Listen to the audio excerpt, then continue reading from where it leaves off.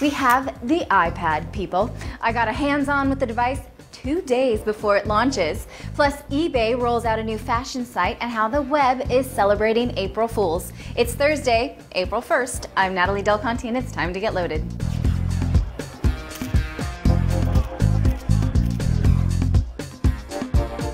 I have seen the iPad. I have held it with these own hands. I will not wash these hands again until I go to the restroom next.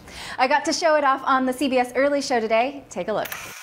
Apple's Ladies and gentlemen, look at this. It is the Apple iPad. No, this is very cool. What's the big deal? You know, it's one of those things where we just haven't seen anything like this before. It's a cross between a notebook and a phone. So I think it's going to be really great for cooking in the kitchen. Look at this app from Epicurious.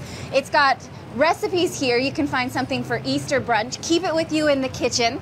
It'll give you all of these nice recipes. I really like the iBook reader, so this I think will probably replace my Kindle. I like reading books this way. I love the Look at how Bring you it on turn the Kindle. page. There's some fighting words. I mean, are you going to read from your, to your kid from the Kindle, or are you going to show him Winnie the Pooh this way? It's so much nicer. Now, Natalie, Yeah. the other thing about this is, Apple has a history of producing items and then waiting for consumers to respond, and then 6 months later, it's version 2. Right. This has no camera on it. A lot of people Yeah. Skype and take pictures. Right. Do you anticipate we're going to see some changes to this pretty rapidly? I think we'll see some changes probably within a year or so, and they're going to see how consumers use it. It's one of those things where you don't really need it. We're all getting along just fine right now without it, but once you have it, I don't think that you're going to be okay without it. It's one of those things, once you buy it, you're not going to ever want to give it back. And in case you've been under a rock, the iPad launches on Saturday. We will have extensive coverage here on CNET. Meanwhile, web and app developers are furiously trying to make noise about their own apps. Flickr has announced an HTML5 version of its site for iPad which will play Flickr videos. Also, Netflix will have an app that will let you stream your movies, which is very cool.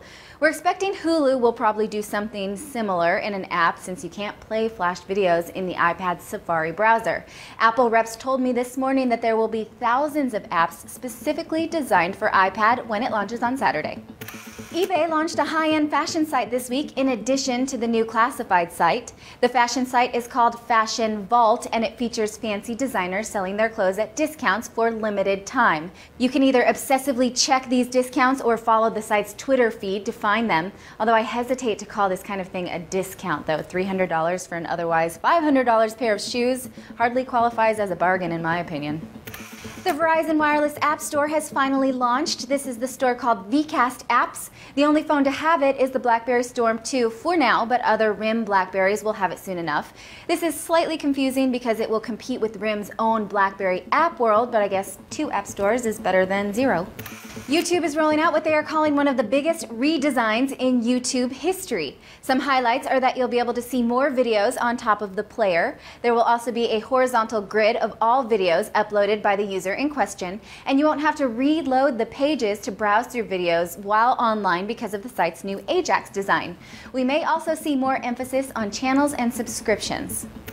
As of 1 a.m. Central Time, Google officially changed its name to Topeka. CEO Eric Schmidt posted to the official Google blog that the company would officially change its business name to Topeka in homage to the city of Topeka, Kansas. The city changed its name last month for just a day in a bid for Google's high-speed fiber for communities program. That means you'll be Topeka-ing something instead of Googling it. And in case you haven't figured this out, this is Google's April Fool's Day joke. And here's something that's not an April Fool's joke. I am expecting a baby in early August. I am 5.5 months pregnant with a little technology lover, I am sure. That may explain why my wardrobe has been slightly altered lately, so some of you, please stop writing me about how I look chubby. I'm not chubby, I've just got a baby loading. Those are all your headlines for today, and that wraps up your week of getting loaded. But stay tuned to CNET and CBS all this weekend for all things iPad. We will be working furiously for you. Thank you for watching. I'm Natalie Del Conte with CNET TV, and you've just been loaded.